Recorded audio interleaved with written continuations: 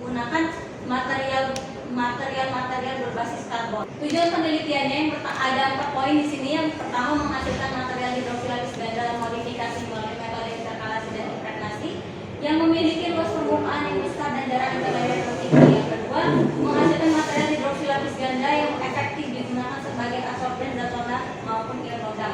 Yang ketiga, menghasilkan material yang memiliki efektivitas dan selektivitas absorpsinya sebagai absorben zat warna tekstil. Mengucapkan selamat pada saudari Desa Kalikalapa Pak Nusa Senjaya. Kami mengetahui melelahkan, namun dengan keseriusan, dengan kemauan, dengan ketekunan. Yang terhormat Ibu Hari Wijayati. Menetapkan 5 tahun. Ini malah lulus 2 tahun. Ini adalah satu prestasi yang sangat membanggakan baik bagi kami di prodi S3 MIPA, di Fakultas MIPA, bahkan di Universitas Sriwijaya. Ini yang pertama lulus dengan masa studi yang cepat 4 tahun, 4 semester atau 2 tahun. Itu jurnal, bukan prosedur. 26 itu diantaranya lulus sebagai orang pertama dan itu sangat-sangat luar biasa. Oke, ini dok. Yang sangat luar biasa dari seorang mahasiswa doktor. Ini salah satu di luar negeri. Nggak mudah menulis atau menghasilkan jurnal sedemikian banyaknya. Oke. Pak, ini salah satu lulusan dokter termuda juga ya Pak ya? Kita miliki. Insya Allah ini adalah termuda juga. Selain tercepat adalah termuda juga di Fakultas MIPA atau di S3 Ilmu MIPA, bahkan di Universitas Sriwijaya. Karena beliau selalu lanjut.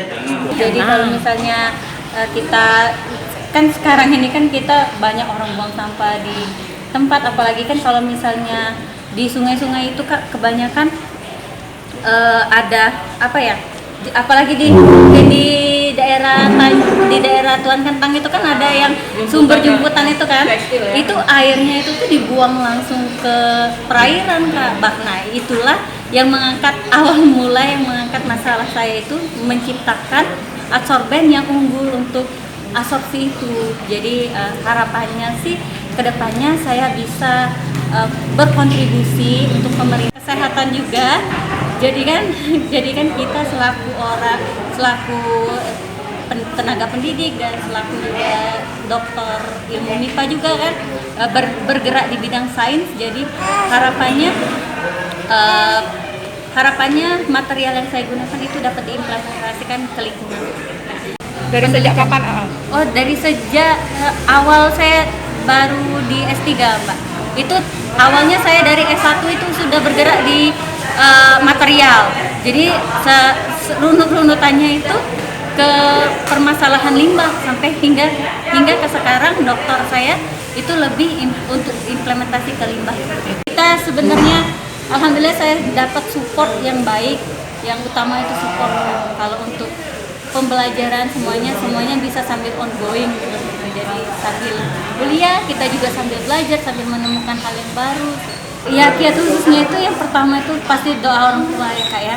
Doa orang tua, kemudian alhamdulillah dapat promotor pembimbing saya dari S1 Profesor Aldes Lesbani SSI PSD itu memiliki keinginan yang kuat untuk memajukan mahasiswanya seperti itu. Baik dari awal saya dididik dari S1, saya dididik supaya bisa menulis seperti itu, supaya bisa menulis disertasi, menulis skripsi yang baik. Kalau untuk anak-anak muda ya belajar seperti biasa Kak.